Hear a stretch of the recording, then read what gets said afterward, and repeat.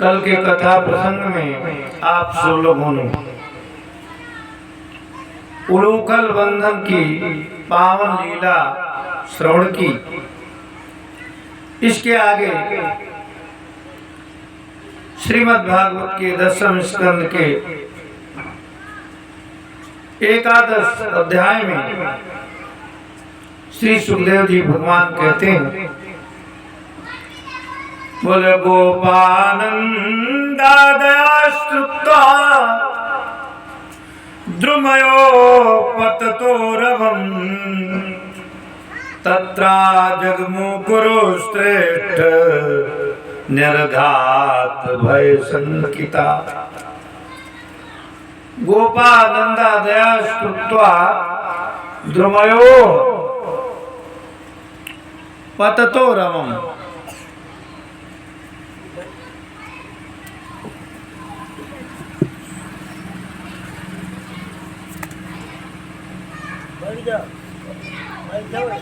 गोपानंदादयास्तुत्वा द्रुमयो पततो रवम्।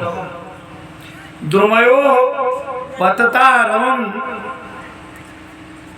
श्रुत्वा नंदादया गोपा तत्रा जगमु। श्री सुखदेव जी कहते हैं, कुरुश्रेष्ठ परीक्षित, नंद उपनंद आदि जितने भी गोप थे, दोनों अर्जुन के वृक्षों को गिरा हुआ देख करके तत्र जगमु, तत्र आ जगमु, वहां पर आ गए। निर्घात भय संकिता, कोई नुकसान न हो गया हो, कोई वृक्षों के नीचे दब न गया हो, इस भय से संकित है। ऐसी शंका, किसी के घर में बड़े पेड़ लगे हो 100 वर्ष पुराने और अचानक में पेड़ उखड़ जाए तो ये तो आशंका बनी ही रहती है, पता नहीं कौन वृक्षों के नीचे आ गया हो। तो निर्घात भय संकिता भूम्यां निपतितो तत्र दद्रसुर्यमलार्जुनो बभ्रमुस्तद विग्रहाय लक्ष्यं पतन कारण। पृथ्वी पर दोनों जुड़वा अर्जुन के वृक्षों को गिरा देख करके तद पतन कारणम लक्ष्यम अभिज्ञाय, उनके गिरने का कारण न जान करके बभ्रमु भ्रमित हो गए। ये क्या हो गया, कैसे गिर गए। और तब तक भगवान श्री कृष्ण उखल में बंधे हुए दिखाई पड़े। उलूकलम विकर्षन्तम दाम्ना बद्धं च बालकं कस्येदं कुताश्चर्य उत्पात इति कातरा। उलूकलम विकर्षन्तम, उलूकल को विशेष रूप से खींचते हुए, और दामना बद्धम च बालकम, दाम माने रस्सी, दामना बद्धम च बालकम, रस्सी में बंधे हुए बालक श्री कृष्ण को देख करके कस्येदम कुत आश्चर्यमुत्पात इति संकिता, ये सब उत्पात कैसे हो गया और ये लड़का यहाँ पर कैसे आया, ये सब विचार करते हैं। तो वहां पर जो छोटे छोटे बच्चे आंखों देखी घटना देख रहे थे, वह सब बोले हम बता रहे हैं। बाला ऊचुरने ते तेरे अगत मुलूकल विकर्षता मध्यगेन पुरुषावाप्य चक्षुषी। छोटे छोटे बच्चे बोले ये जो अपना भैया है इस भैया को मैया ने उलूकल में बांध दिया था। भैया उलूकल खींचता खींचता दोनों पेड़ों के बीच से निकल गया। और विकर्ष था, जरा जोर से ताकत लगा दी, दोनों वृक्ष उखड़ गए और पुरुषावाद प्रत्यक्ष में ही इन दोनों वृक्षों की जड़ों से दो पुरुष निकले, वो भी हमने देखा। अब सब लोग हैरान हो गए कि बच्चे क्या बोल रहे हैं। कोई छोटा सा बच्चा और 100 वर्ष के पुराने पेड़ों को उखाड़ दे, वो भी उलूकल के माध्यम से, तो न ते तदुक्तम जगृहुर न घटे ते ते तस्य तत् बालस्योद्घाटनं तरवो केचित् संदिग्ध चेतसा। न ते तदुक्तम जगृहुर, उन्होंने बालकों की उक्ति को माना नहीं। न घटे इति तस्य तत्, ये बच्चा पेड़ों को नहीं उखाड़ सकता है। और कुछ लोग संदिग्ध चित्त से बोले, ये बच्चे का पेड़ों को उखाड़ना सर्वथा भ्रामक है, गलत है, ये नहीं उखाड़ सकता। नंद जी ने कहा जो हो गया सो हो गया, बीती बातों को हटाओ। नंद बाबा बड़े वात्सल्य में भगवान कृष्ण को देखने लगे। उलूकलम विकर्षन्तम दाम्ना बद्धं स्वमात्मजम् विलोक्य नंदा प्रहसत् वदनो विमुमोचः। उलूकलम विकर्षन्तम दाम्ना बद्धं स्वमात्मजम्, स्वम आत्मजं दाम्ना बद्धं उलूकलम विकर्षन्तम विलोक्य नंदा प्रसन्न वदनः विमुमोच। उलूकलम विकर्षन्तम, उलूकल को खींचते हुए अपने बालक को रस्सी में बंधा हुआ देखकर नंद जी थोड़ा मुस्कुराए और विमुमोचहा, जाकर के कृष्ण भगवान को उलूकल से मुक्त कर दिया। रस्सी से बंधे हुए थे भगवान, तो मुक्त कर दिया। आगे कहते हैं इस प्रकार से भगवान बड़ी सुंदर लीलाएं करते हैं। अब एक बहुत छोटी सी कथा है श्रीमद् भागवत के अंतर्गत, बहुत छोटी कथा, 2 श्लोकों की कथा है। लेकिन श्री हनुमान प्रसाद पोद्दार जी ने उस कथा पर बहुत लंबी व्याख्या लिखी। कथा का शीर्षक है फल विक्रयणी पर कृपा। एक फल बेचने वाली बूढ़ी मालिन थी, उस पर कृपा कर दिया। कैसे? बोले क्रीणी भो फलानीति श्रुत्वा सत्वरमच्युत फलार्थी धान्यमादाय फलार्थी धान्यमादाय ययो सर्व फल प्रदा। क्रीणी भो फलानीति। ब्रज में एक मालिन बहुत बूढ़ी थी, पर रोजी रोटी चलाने के लिए हर व्यक्ति को कुछ न कुछ करना ही पड़ता। तो बूढ़ी मालिन ने फलों की टोकरी को अपने सिर पर रखा और भगवान के महल के आगे से निकली और जोर से पुकार रही थी, क्रीणी भो अरे कोई फलों को ले लो, खरीद लो। क्रीणी भो फलानी थी, भो फलानी क्रीणी, अरे कोई हमारे फलों को खरीद लो। श्रुत्वा सत्वरमच्युत, भक्तों की आवाज को भगवान बहुत जल्दी पकड़ लेते, और जिनमें भक्ति भाव नहीं है वो कितना ही चिल्लाए, भगवान उधर नहीं ध्यान देते। श्रुत्वा सत्वरमच्युत, भगवान ने बहुत जल्दी उसकी आवाज सुनी मालिन की, और चल देते फल खरीदने की।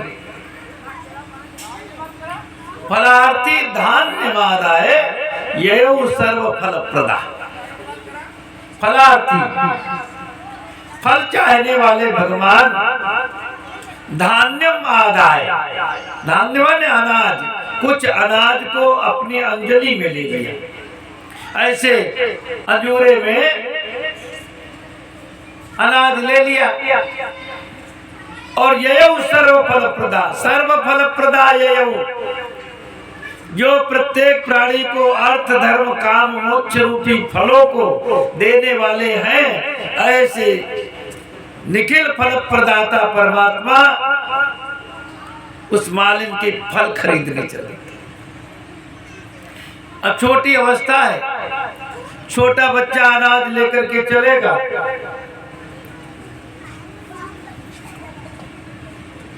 तो अनाज उसकी अंजलि से बिखर जाएगा। तो मालिन की टोकरी तक जब तक भगवान पहुंचे तो कुछ दाने ही शेष बचे, और मालिन के पात्र में भगवान ने वही दाने छिड़क दिए और कहा बूढ़ी माई हमें फल दे दीजिए। मालिन ने देखा अरे ये बच्चा अनाथ तो लाया नहीं और फल मांग रहा है, तो फल विक्रयणी तस्य च्युत धान्य करद्वयम्, फल विक्रयणी ने देखा च्युत धान्य करद्वयम्, दोनों हाथों से धान्य गिर गया है, च्युत हो गया।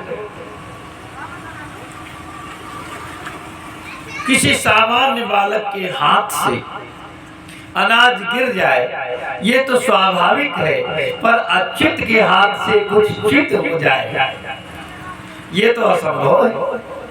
फल लेने गए हैं अच्युत, जो कभी च्युत नहीं होते, और च्युत के हाथ से अच्युत के हाथ से च्युत हो जाए ये तो बड़ी असंभव बात है, पर भगवान की लीला है। भगवान उस मालिन पर कृपा करना चाहते, मालिन के हृदय में भाव उमड़ा, अरे अनाथ तो लाया नहीं और फल लेने के लिए हाथ फैला रहा। तीनों लोगों को अपने शुभ कर्मों का फल देने वाले, अर्थ धर्म काम मोक्ष प्रदान करने वाले, जिनके आगे त्रिलोकी हाथ फैला रही है, चाहे कोई गरीब हो चाहे जितना बड़ा अमीर व्यक्ति हो और भगवान के दरबार में जाकर के कुछ न कुछ मांगता है, जिसके आगे दुनिया हाथ फैलाती है, ऐसे परमात्मा ने मालिन के आगे हाथ फैला, हमको माई जी फल दे दो। बूढ़ी मालिन के मन में वात्सल्य जागृत हो उठा, कहा अब हम गरीब हैं तो गरीब ही रहे, हम धनाढ्य तो नहीं बन सकते। आज घर में चूल्हा जलेगा कि नहीं जलेगा, क्योंकि फल हमारे बिके नहीं है। लेकिन अगर इस बच्चे के हाथ में हम 2-4 फल रख देंगे तो इससे हम गरीब नहीं हो जाएगी, और अगर अपना ही बेटा होता, अपना ही पोता होता और मांगता तो क्या हम नहीं देते। तो भगवान के प्रति अपूर्व वात्सल्य जागृत हो गया, और उस मालिन ने फलई रपूरेत रतनई फल भांडम पूरी, फलई अपूरेत, भगवान ने फलों से उसके हाथों को भर दिया, और फलों से भरने के बाद में भगवान तो फल लेकर के चले आए, और इधर बूढ़ी मालिन फलों की टोकरी उठा करके सिर पर रख लेती है, चलती है। जो जो कदम आगे बढ़ाती त्यों त्यों उसकी टोकरी वजन होती जाती है। उसने सोचा कि आज सुबह से कुछ खाया पिया भी नहीं, फल बेचने चल दी, सुबह से शाम हो रही है और फल बिके नहीं, कोई ग्राहक आया नहीं।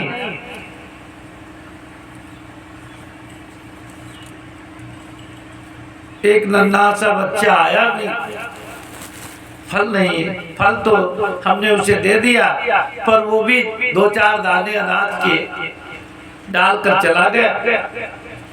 इन विचारों से खोई हुई, इन विचारों में खोई हुई वह मालिन अपने घर पहुंचती है, बच्चों से कहती है भैया टोकरी उतराओ, आज फल नहीं बिके। मालिन की टोकरी उतारी गई, सब लोगों ने ऊपर का वस्त्र उतार करके देखा कितने फल बचे हैं, अब बिके नहीं तो सब तो होंगे। जब वस्त्र हटाया एक भी फल नहीं टोकरी में, रत्नई फल भांडम पूरी चल, पूरी टोकरी रत्नों से खचाखच भरी है। एक एक रत्न इतना कीमती है कि पूरे जीवन बैठ करके खाओ, कोई कोई रत्न तो इतने कीमती कि 7 पीढ़ी बैठे बैठे खाए, चुकने वाला नहीं, तो चुके भी कैसे। अनमोल परमात्मा की दी हुई जितनी वस्तुएं हैं उनका कोई मोल नहीं। उसी दिन से वह मालिन धन्य धन्य हो गई, कृतार्थ हो गई। तो भगवान भाव के मुखे हैं। अब ये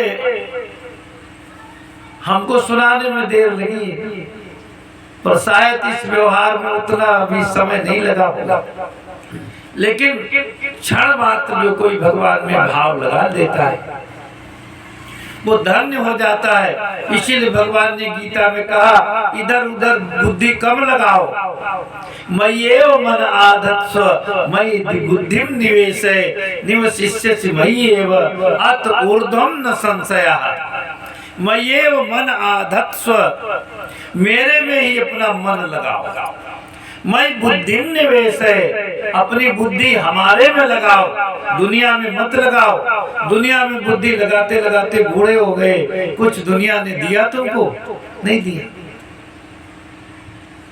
मैं बुद्धि निवेश है, अगर मेरे में बुद्धि लगाओगे तो निवसिष्यसि मय्येव, तो मेरे में ही निवास करोगे। अत ऊर्ध्वं न संशयः, इस विषय में कोई भी संदेह नहीं है। मालिन ने थोड़ी देर नंदलाल में मन लगा दिया, कृतार्थ हो गई, उसका लोक भी बन गया और परलोक भी नहीं बन गया। देखने में तो लगता है कि उसने थोड़ी देर भगवान में मन लगाया, पर उसके अनंत जन्मों की साधना लगी हुई है, क्योंकि जब अनंत जन्मों की साधना जुड़ती है तभी भगवान का साक्षात्कार होता है। इधर भगवान अपनी लीलाएं कर रहे हैं। कभी भगवान सवेरे निकल जाते हैं और बड़ी देर हो जाती है, लौट कर आते ही नहीं। यशोदा रानी परेशान हो जाती है कि सवेरे से गया, अभी लौट कर के क्यों नहीं आया। तो वर्णन करते हैं, सरितीरगतं कृष्णं भग्नार्जुन मथावयत् रामं च रोहिणीं देवीं क्रीडन्तं बालकैर्नृणामृतं सरितीरगतं कृष्णं। कृष्ण भगवान यमुना के नजदीक चले गए। भग्नार्जुन मथावयत्,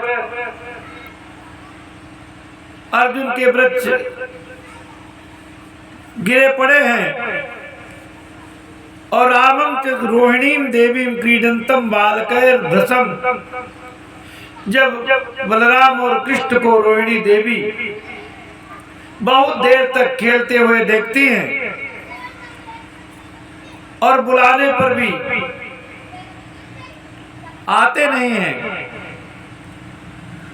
तो रोहिणी ने कहा हमारे बुलाने से नहीं आते हो, अभी बड़ी माता जी को भेजेंगी। तो यशोदा प्रेषयामास रोहिणी पुत्र वत्सला, रोहिणी पुत्र वत्सला, पुत्र वत्सला यशोदा रोहिणी प्रेषयामास। यशोदा पुत्र वत्सला है, ऐसी पुत्र वत्सला यशोदा को रोहिणी जी ने भेजा कि दीदी जी हमारे बुलाने पर बच्चे नहीं आ रहे, अब तुम जाओ। यशोदा जी चल देती हैं। और यशोदा की भाषा देखो कितनी सुंदर है। बोली कृष्ण कृष्णारविंदाच्च ताते स्तनम पिब। कृष्ण कृष्णारविंदाच्च, हे अरविंदाच्च, अरविंदाच्च माने कमल नयन, हे कमल नयन श्री कृष्ण, हे श्री कृष्ण एहि यहाँ आओ, स्तनम पिब, स्तनपान करो। और अलम विहारई शुच्छांता क्रीडा श्रांतो पुत्र। अलम विहारई, विहारई अलम, अब विहार बंद करो, खेलना बंद करो। शुच्छांता भूखे प्यासे होगे, थक गए होगे। क्रीडा श्रांतो पुत्रक, तुम दोनों लोग खेलते खेलते थक गए होगे। हे रामा गच्छतातासु सानुजा कुल नंदन प्रातरेव कृतारस्तद्भवान् भोक्तुमर्हति। पहले कृष्ण को बुलाती है और फिर कहती हे रामा गच्छतातासु, हे तात राम आगच्छ, हे बलराम जी जल्दी से आओ। और सानुजा कुल नंदन, साथ में कृष्ण को भी ले आओ, दोनों लोग आओ। प्रातरेव कृताहारस्तद्भवान् भोक्तुमर्हति, तुमने सवेरे सवेरे थोड़ा सा जलपान किया था और दोपहर हो गई है, आओ कुछ भोग लगाओ, भोजन करो। प्रतीक्षते तुम दासार, दासार माने नंद जी, नंद जी आपकी प्रतीक्षा कर रहे हैं। भोज्यमानो ब्रजाधिपा, ब्रजाधिपा भोज्यमाणा प्रतीक्षते, भोजन की थाली लिए नंद जी बैठे हुए हैं, आपकी प्रतीक्षा कर रहे हैं, जल्दी से आओ। एह्यावयो प्रियं देहि स्वगृहं यात बालका। एह्यावयो प्रियं देहि, एह्यावयो आवयो एहि, हम दोनों बुला रही हैं, तुम लोग जल्दी चले आओ। और स्वगृहं यात बालका, बालका अरे और बच्चे जो खेल रहे हैं उनसे कहते तुम लोग अपने घर जाओ। इस प्रकार से भगवान वहां से आते हैं और भगवान की पूरे अंगों में धूल लगी हुई है। दोल दो सरितांगस्तुम पुत्र मज्जनमावह जन्मच मध्य भवतो विप्रेभ्यो देहि गाम शुचि। यशोदा कहती हैं धूल धूसरतांगस्तम, अरे तुम कैसी गंदी शक्ल बनाए हुए, तुम्हारे सारे अंग धूल से धूसरित हैं। पुत्र मज्जन महावाह, बेटा चलो स्नान करो, मज्जन करो। मज्जन बोलते हैं ये नल पर जो स्नान करते हैं, इसको मज्जन नहीं कहते। टोटी के नीचे बैठते हैं या सावर के नीचे जो स्नान करते हैं, वीआईपी स्नानागार बना करके जो स्नान करते हैं, उसको मज्जन नहीं कहते। मज्ज माने होता है डूबना, मज्ज माने डूबना। नदी तालाब में जो डुबकी लगा करके स्नान किया जाता, उसको कहते मज्जन। इसलिए तुलसीदास जी कहते मज्जन फल पेखिए तत्काल। इस रामचरितमानस रूपी मानसरोवर में कोई डुबकी लगावे, तब उसका तत्काल फल मिलता है। काक होई पिक बको मरा। तो पुत्र मज्जन मावा, तो आज तुम्हारा जन्म नक्षत्र है। जन्मर्थ मध्य भवता विप्रेभ्यो देहि गाम शुचि। तुम्हारा जन्म नक्षत्र है आज, इसीलिए ब्राह्मणों को अपने हाथों से अच्छी अच्छी गायें दान करो। और फिर कहती हैं पश्य पश्य वयस्यास्ते मातृ मृष्टान स्वलंकृतान। पश्य पश्य, देखो देखो, ये जो तुम्हारी उम्र के बालक हैं, मातृ मृष्टान स्वलंकृतान, इनकी माताओं ने इनको कितना सुंदर अलंकृत किया है, कितना सजाया है। तुम च स्नाता कृताहारो विहलस्व स्वलंकृता, और तुम भी बढ़िया स्नान वगैरह कर लो और ठीक ठाक कपड़े पहन लो, और फिर विहलस्व स्वलंकृता, बढ़िया को ठाट वाट करके विहरस्व विहार करो, ताकि लोगों को लगे कि मुखिया का लड़का है, मुखिया का लड़का है। और धूल से सना हुआ कौन देखेगा तो कहेगा मुखिया का लड़का। सुखदेव स्वामी कहते देखो परीक्षित कितना अहोभाग्य है इन माताओं का। इत्थम यशोदा तम शेखरम मत्वा सुतम श्रेय निबद्धधि नृप। हस्ते गृहीत्वा सहरामच्युतम नीत्वा स्वाटम कृतवत्यथोदयम्।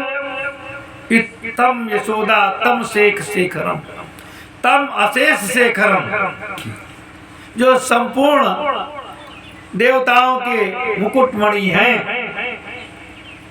उन भगवान श्री कृष्ण को यशोदा जी मत्वा सुतम श्रेय निबद्ध धीर नृप, प्रेम से बंधी हुई यशोदा उनको अपना बालक मानते।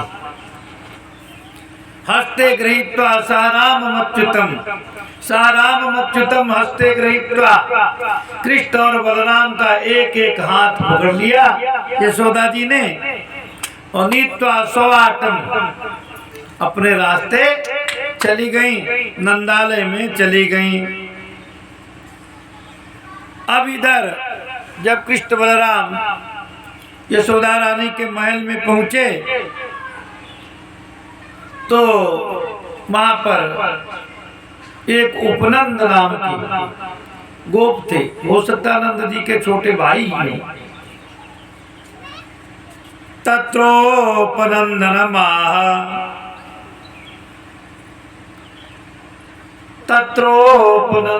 नामाः गोपो ज्ञान वयोधिका। देश कालार्थ तत्वज्ञा प्रियकृत राम कृष्णयो। तत्र उपनंद नामा, वहां गोकुल में एक उपनंद नाम के गोप रहते थे, जो कैसे थे? गोपो ज्ञान वयोधिका, ज्ञान और अवस्था दोनों में बड़े थे, बड़े बुजुर्ग थे, ज्ञान में भी और अवस्था में भी। देश कालार्थ तत्वज्ञ, वे देश काल के अर्थ को समझने वाले थे। और प्रियकृत राम कृष्णयो, और कृष्ण बलराम के बड़े चहेते थे, कृष्ण बलराम से बहुत प्यार करते थे। उन्होंने सारे ग्वाल वालों से कहा, देखो भगवान की हम लोगों पर बहुत कृपा है कि इस गोकुल में इतने उत्पात हुए और फिर भी भगवान ने हम पर कृपा की। मुक्ता कथंचित् राक्षस्य बालज्ञा बालको हेसो हरेरनुग्रहान्नूनम् अमनश्चो परिणापत। भगवान की हम पर इतनी कृपा है कि पुत्र घातनी राक्षसी पूतना से जब ये बच्चा 6 वर्ष का था तो इसकी रक्षा किया। और इसके बाद में चक्रवातेन नीतोयम दैत्येन वियदम वियत, चक्रवात के रूप में त्रणावर्त दैत्य आकर के इसको आकाश में ले गया, पर भगवान का अनुग्रह रहा। भगवान ने बालक की रक्षा की। शिलायाम पतितस्तत्र परित्राता सुरेश्वरै, दैत्य कृष्ण को लेकर के एक शिला पर गिरा, पर परित्राता सुरेश्वरै है, सुरेश्वरै है परित्राता। सुराणाम ईश्वरः या सायो सुरेश्वरा, जो संपूर्ण देवताओं का ईश्वर है उसे कहते हैं सुरेश्वर। भगवान नारायण तो सुरेश्वर ही परित्राता, सुरेश्वर के द्वारा संरक्षित हो गया। और नहीं तो ऐसा भी हो सकता था कि बच्चा शिला पर नीचे गिरता, उसके ऊपर से दैत्य गिरता, तो तब तो बच्चा कुचल करके मर ही जाता। तो ये जो बालक बच गया, समझ लो नारायण की अनुकंपा है, नारायण की कृपा है, परित्राता सुरेश्वर ही है। और का अभी घटना घटी। यन्नम्रेत द्रुमयो रंतरम प्राप्य बालका असावन्यतमो वापे तदप्यच्युत रक्षणम्। दोनों वृक्षों के बीच से बालक निकला और दोनों अर्जुन के वृक्ष धराशायी हो गए, धड़ामदी से गिर गए। और कहीं बच्चे के ऊपर कोई वृक्ष गिर जाता, अरे वृक्ष की मोटी डाल ही गिर जाती तो बच्चा कब का मर चुका होता, लेकिन मरा नहीं, अच्युत भगवान ने रक्षा की, भगवान ने इसको बचा लिया। और फिर आगे कहते हैं यावदोत्पत्ति को रिष्टो ब्रजम नाभिभवेदिता तावत् बालानुपादत्ते यास्यामोन्यत्र सानुगा। जब तक कोई और बड़ी मुसीबत यहाँ पर आवे तब तक हम लोगों को इस स्थान को छोड़ करके दूसरा स्थान चयन करना चाहिए। कोई न कोई दूसरी मुसीबत आएगी जरूर। यहाँ मुसीबतों का तांता लगा हुआ है, एक मुसीबत जाती है तो दूसरी फिर आ जाती है। तो ये वो जो ये कौन कह रहा, उपनंद देश कालार्थ तत्वज्ञ हैं, उन्होंने कहा ये स्थान छोड़ दो, दूसरी जगह चलो। तो नंद जी ने कहा इतनी जल्दी, ये पूरा का पूरा गोकुल कैसे चला जाएगा दूसरी जगह पर? और दूसरी जगह कोई आपने देखी है? कहाँ चले? तब फिर बताते हैं एक जंगल है बहुत सुंदर और सारी सुविधा है वहां। कौन जंगल है? बोले वनम वृंदावनम नाम पसव्यम नवकाननम गोप गोपी गवाम सेव्यम पुण्याद्रि तृणवीरुधम। वनम वृंदावनम नाम पसव्यम नवकाननम। एक नवीन जंगल है, उस जंगल का नाम है वृंदावन। वो पसव्य है। पसव्य माने पशुओं के रहने योग्य। हमारा पशुधन वहां पर बहुत सुरक्षित रहेगा। नवकाननम, नवकाननम, और जंगल तो बहुत पुराना है पर नवीन हरे भरे वृक्ष वहां पर बने हुए हैं। और गोप गोपी गवाम सेव्यम, गोप गोपी और गायों के लिए सेव्य है। गोप गोपी गायों के रहने योग्य है। पुण्याद्रि तृणवीरुधम, और पुण्याद्रि पुण्यमय पर्वत है। अद्रि माने पर्वत। कौन पर्वत? गोवर्धन पर्वत। और तृणवीरुधम, जहाँ तृणों का बाहुल्य है, चाहे जितनी घास फूस जरूरत हो उतनी ले आओ। और गोचारण के लिए वो स्थान बड़ा सुंदर है, सुरम्य है। तो हमारी सलाह है ये जगह छोड़ दो, स्थान परिवर्तन करो और वृंदावन में चलो, सब कोई वास करें। तो फिर ऐसी बात जब कही तो सबने कहा तब फिर ठीक है। तत्त्राद्दैव यास्यामः सकटान युक्तमाचिरम। कहा अपनी अपनी बैलगाड़ी तैयार करो, सकटान युक्त माचिरम, देर न करो। तत्त्राद्दैव यास्यामः, तत्त्राद्दैव यास्यामः, तो हमको आज ही वहां पर जाना है। हम लोग आज ही वहां पर चलेंगे। गोधनान्यग्रतो यान्तु भवतां यदि रोचते, भवतां यदि रोचते, भवतां यदि रोचते। कहते हैं अगर आप लोगों को अच्छा लगे तो गोधनान्यग्रतो कृत्वा, जितना गोधन है उसको आगे कर लिया जाए। गाय बैल बछड़े इनको आगे कर लो और हम लोग पीछे हो जाए। जानवर भी बड़े आराम से चलेंगे और हम लोग भी प्रेम से चलेंगे।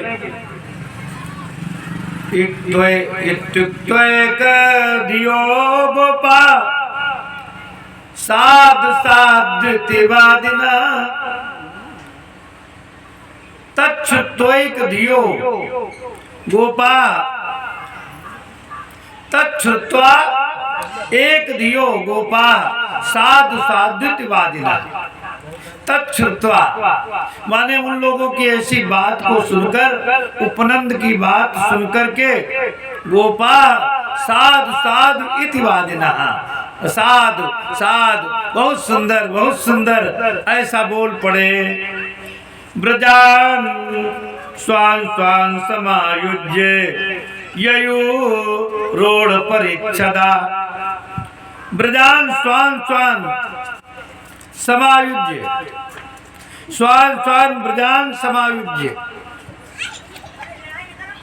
अपने अपने सारे सामान को लेकर के सब लोग सकटासीन हो जाएं, बैलगाड़ियों पर चढ़ जाएं।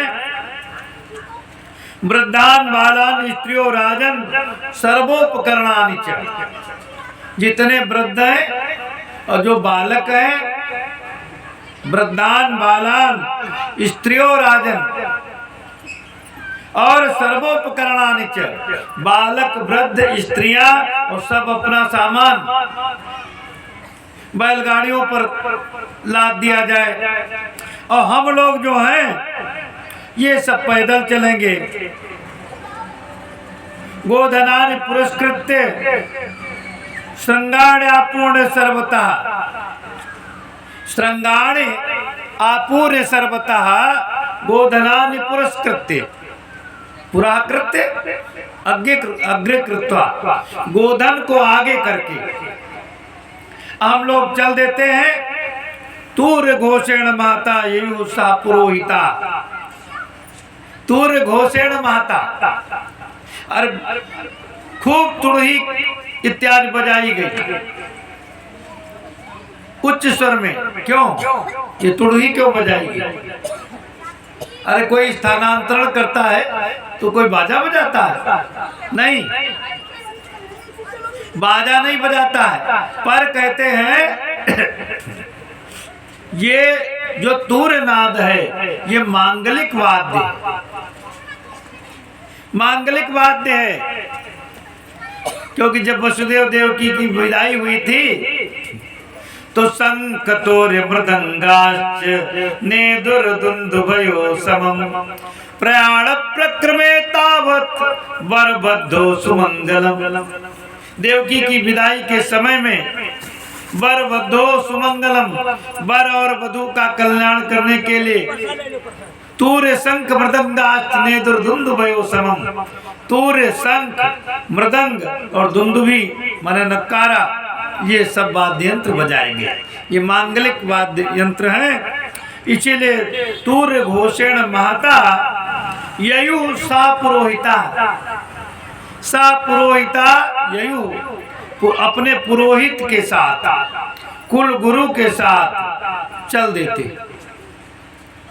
पुरोहित का अर्थ हमने बताया था, पुरो अग्रे हितम वांछति पुरोहिता, जो अपने यजमान का आगे आगे हित सोचे उसे कहते पुरोहित।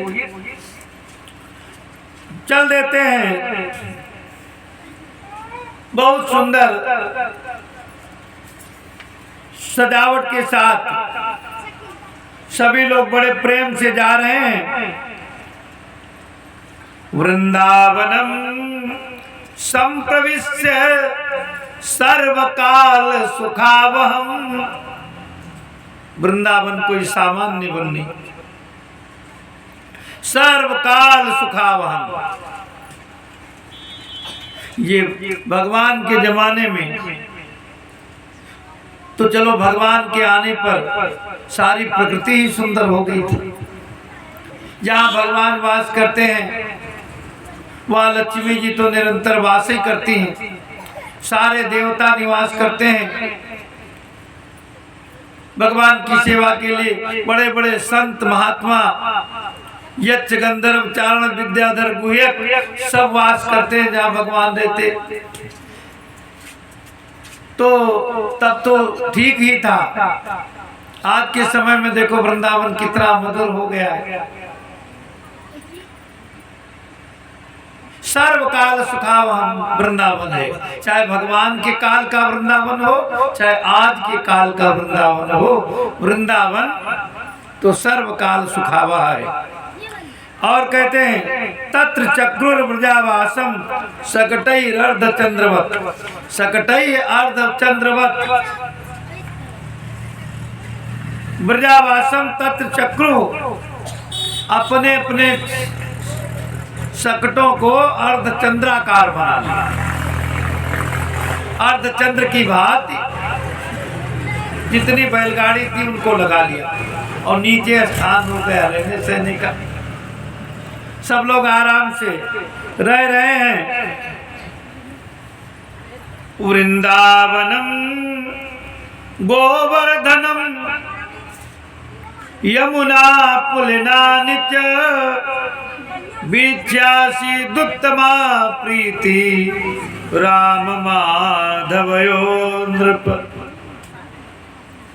श्री परीक्षित जी कहते हैं राजन, वृंदावनम गोवर्धन यमुना पुलिनानि च, वृंदावन, गोवर्धन और यमुना पुलिन। पुलिन माने किनारा। यमुना का जो किनारा है, वीक्षासुदुत्तमा प्रीति राम माधवयो नृत्य। वृंदावन वन को देखा, गोवर्धन पहाड़ को देखा, यमुना के किनारे को देखा, तो ये सब देख करके राम माधवयो उत्तमा प्रीति आसीत। कृष्ण और बलराम को बहुत आनंद हुआ। भगवान श्री कृष्ण और बलराम दोनों लोग बहुत आनंदित हुए कि ये स्थान हमको प्यारा लगता है, कि जो स्थान भगवान को अच्छा लगे वो तो दुनिया को अच्छा ही लगेगा। कृष्ण बलराम बोले ये स्थान भाई हम लोगों के रहने के लिए बहुत सुंदर है। एवं ब्रजौकसां प्रीतिं यच्छन्तो बालचेष्टितये कलवाक्यै स्वकालेन वत्सपालो बभूवतु। एवं ब्रजौकसां प्रीतिं यच्छन्तो बालचेष्टितये। बालचेष्टितये, बाल चेष्टाओं के द्वारा इस प्रकार से ब्रजौकसां प्रीतिम यच्छन्तौ, तो कृष्ण बलराम दोनों के लिए कहा गया। यच्छन्तौ पद है। कृष्ण और बलराम दोनों लोग ब्रजौकसां प्रीतिम यच्छन्तौ, ब्रजवासियों को प्रीति देते हुए। ब्रजौकसां, ब्रजे ओका गृहम यस्य, ओक माने होता घर, ब्रज में ओक माने घर है जिनका, उनको कहते हैं ब्रजौक। जैसे जोक को जलौका कहते हैं, ब्रजौका, जलौका, नौका, द्वारकौका, ऐसे ही ये ब्रजौकसां शब्द है। कल वाक्य स्वकालेन वत्सपालो बभूवतु। बड़ी सुंदर सुंदर बातें करके, मीठी मीठी बातें करके ग्वाल बालों को रिझा रहे हैं। सारे ग्वाल बाल अत्यंत आनंदित हैं। अभिदूरे ब्रज भवा, अभिदूरे ब्रज भुआ, सा गोपाल दार कई चारयामा चतुर्वत्सा नाना क्रीड़ा परिच्छदो। अभिदूरे ब्रज भुआ, ब्रज भुआ अभिदूरे, अभिदूरे नाति दूरे, किंचित दूरे, किंचित दूर गते। ब्रज भूमि से थोड़ी दूर पर सा गोपाल दार कई है। गोप बालकों के साथ में कल बात चारयामा चतुर्वत्सा नाना पीड़ा परीक्षदो, नाना पीड़ा में आनंदित भगवान चारयामा चतुर्वत्सान, वत्सान चारयामासु, बछड़ों को चराने लगे। यशोदा मैया से बोले मैया हम भी गाय चराने जाएंगे। यशोदा रानी ने कहा गाय चराने के लिए तू अभी योग्य नहीं, तू छोटा है, जब बड़ा हो जाएगा तो गाय चराने जाएगा। भगवान बोले तो कोई बात नहीं, जब बड़े होंगे तो गाय चराएंगे, अब हम हैं छोटे, अब बछड़े भी छोटे, तो हम बछड़े चराएंगे। बछड़े भी छोटे, हम भी छोटे, बड़े बड़े गाय चरावें और छोटे छोटे बछड़ा चरावें। अब जाना तो वही है, जहाँ गाय चराने लोग जाएंगे वही तो बछड़ा चराने जाएंगे। वत्सपालो बभूवतु, भगवान वत्सपाल हो गए। तो भगवान जब बछड़े चराने जाते हैं नाना प्रकार की लीलाएं करते हैं। क्वचित वादयतो वेणु क्षेपणै क्षिपता क्वचित, क्वचित वादयतो वेणु, कहीं कहीं वो बंसी बजाते हैं। और क्षेपणै क्षिपता क्वचित, कभी कभी किसी को कुछ फेंकते देखते हैं तो भगवान भी फेंकते हैं। और क्वचित बाधई किंकड़ी भी, क्वचित कृत्रिम गोबर कई, कहीं पैरों की किंकड़ी बजाते हैं और कहीं पर कृत्रिम गोवृक्ष बन जाते हैं, गाय बछड़ा बन जाते हैं, बैल बनते हैं। ब्रखायमाणो नरदंतो, ब्रखायमाणो नरदंतो, कई भगवान सांड बन करके सांड की आवाज निकालते हैं। और यूं धाते परस्परम, कभी दो लोग मिल करके, जैसे सांड नहीं सींग में सींग डाल करके युद्ध करते हैं, तो भगवान किसी ग्वाल के सिर से अपना सिर लगा करके कहते हैं चलो सांड जैसी लड़ाई करें। ऐसे लड़ाई करते हैं। युधाते परस्परम अनुकृत्य ऋतय जंतु चेरतु प्राकृतो यथा, इस प्रकार से भगवान प्राकृत बाल की लीला करते हैं। एक दिन की घटना है। बोले कदाचित यमुना तीरे वसाचार्य तो स्वकई वयस्यई कृष्ण बलयोर जिघांसुर दैत्य आगम। कदाचित यमुना तीरे, किसी समय यमुना के तट पर वत्सांस चारे तो स्वकई वत्सांस चारेता, अपने बछड़ों को चराते हुए वयस्से ही कृष्ण बलयोर, कृष्ण बलराम अपने वयस्से ही माने उम्र के बालकों के साथ बछड़े चरा रहे थे। तो वर्णन करते हैं, वैसे कृष्ण बलयोर जिघांसु दैत्य आगमत, कृष्ण बलयोर जिघांसु, कृष्ण और बलराम को मारने की इच्छा से दैत्य आगमत, एक दैत्य आ गया। अथवा वैसे ही कृष्ण बलयोर जिघांसुर दैत्य आगमत, कृष्ण बलराम और ग्वाल बालों को मारने के लिए एक दैत्य आ गया। अब ये कौन दैत्य आया है? वत्सासुर। वत्सासुर ने सोचा कृष्ण बछड़ा चढ़ाने आया और कृष्ण के बछड़ों में हम भी बछड़ा बन करके प्रविष्ट हो जाए। जब बछड़ा बन करके प्रवेश कर जाएंगे तो कृष्ण तो बच्चा है, इसको क्या मालूम। और फिर समय पाते ही, मौका पाते ही कृष्ण को मार देंगे। बछड़ा बनकर के भगवान के बछड़ा में मिल गया। भगवान तो पहचान गए तुरंत देखते ही। अरे बछड़े तो लिमिटेड होंगे, इस सृष्टि में अनलिमिटेड जीव भी भगवान की लिमिट से बाहर नहीं। एक गांव की गंदी नाली में जितने कीड़े हैं उतनी पूरे उत्तर प्रदेश की मनुष्यों की जनसंख्या नहीं है। एक छोटी से नापदान में जितने कीड़े पड़े होंगे उतनी पूरी प्रदेश भर की जनसंख्या नहीं। क्यों? सब नारकीय जीव ही तो सृष्टि में है।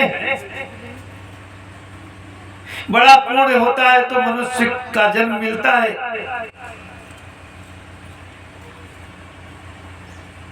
और मनुष्य का जन्म मिल जाए उसमें ब्राह्मण होना दुर्लभ है। ब्राह्मण में वेद शास्त्रों का ज्ञान होना दुर्लभ है, और ज्ञान वेद शास्त्रों का होने के बाद भी तदनुसार आचरण करना श्रेष्ठ है। और उन आचारवान मनुष्यों में भी भागवत परायण महापुरुष का जीवन जीना तो अत्यंत कठिन है। इन्हीं के बारे में कहते हैं, मनुष्याणाम शास्त्रेषु कच्चिद् सिद्धये यततानाम सिद्धानाम कश्चिन् माम वेत्ति तत्वता। हजारों मनुष्यों में किसी एक की रुचि होती है कि हम भी भगवान के बारे में कुछ जानें, यत्न करता है भगवान की प्राप्ति के लिए। और यतताम सिद्धानाम, ऐसे यत्नशील हजारों मनुष्यों में कश्चिन् माम वेत्ति तत्वता, कश्चिन् माम तत्वता वेत्ति, कोई मनुष्य तत्व से मुझे जानता है। नर सहस्रमहु सुनहु पुरारी, नर सहस्रमहु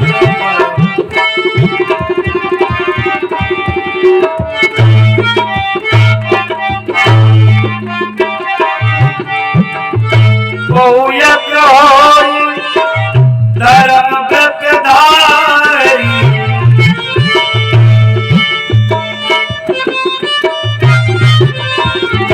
नर सहस्रमहु सुनहु पुरारी।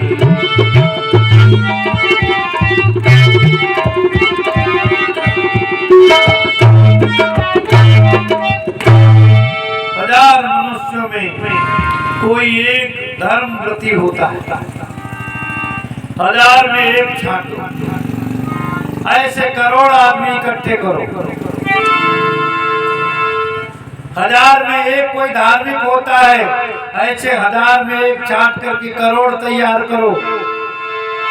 बोले धर्मशील कोटि महा कोई, धर्मशील कोटि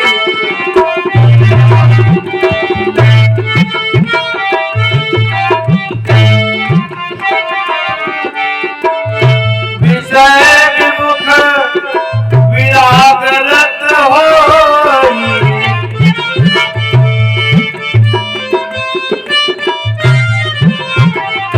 धर्मशील कोटि महा कोई।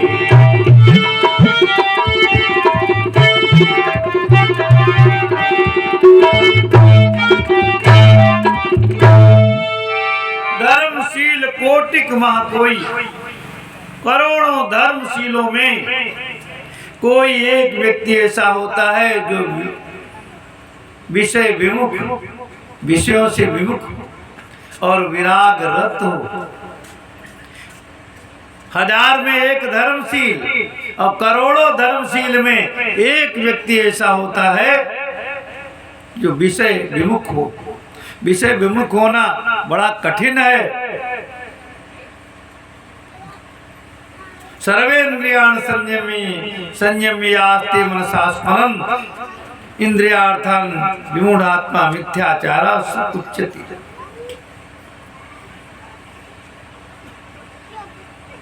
सारी इंद्रियों को वशीभूत करना बड़ा कठिन है। विषय विमुख विरागरत, संसार से प्रीति कम हो जाए तो भगवान में मन लगने लगे, समझ लो दवा फायदा कर। ऐसे करोड़ों विरक्तों में किसी को सम्यक ज्ञान होता है। कोटि विरक्त मध्य श्रुति कहाई,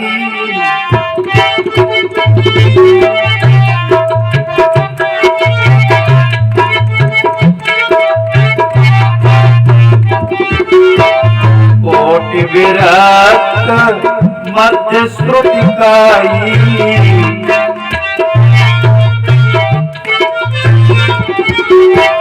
सम्यक ज्ञान सकृत को लहई।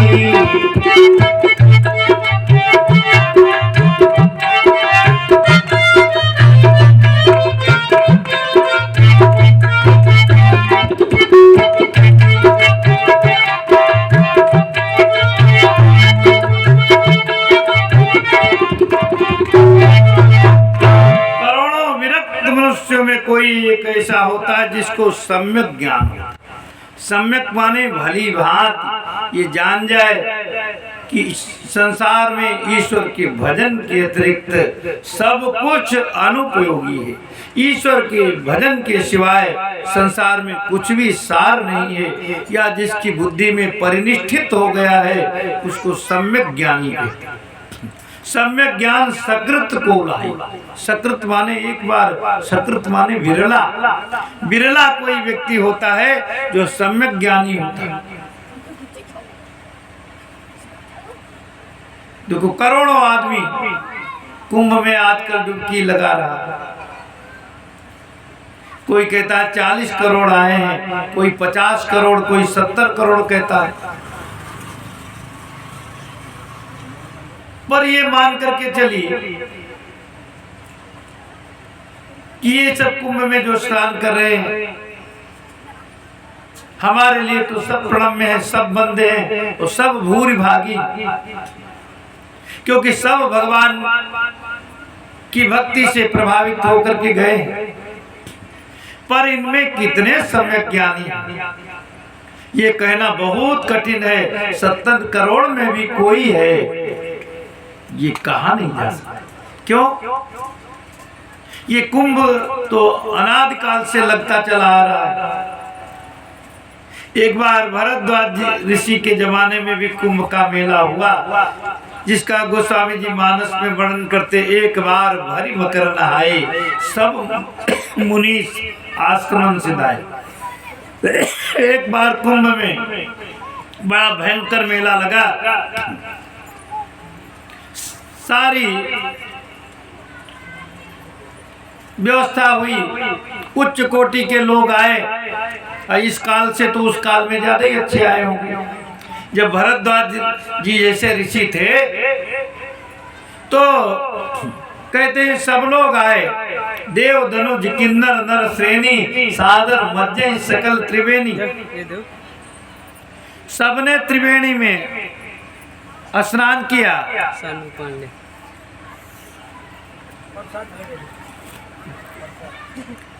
तो चल